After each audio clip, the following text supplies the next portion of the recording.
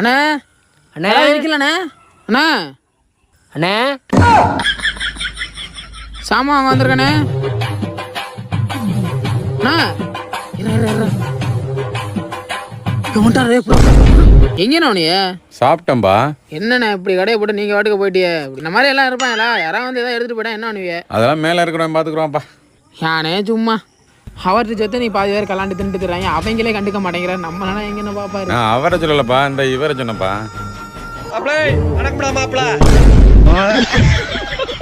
அண்ணே இந்த இதுல 2ண்ணே, ஒரு 10 இது வந்தா இதுல 1 50 60 மொத்தம் 320 ரூபாப்பா.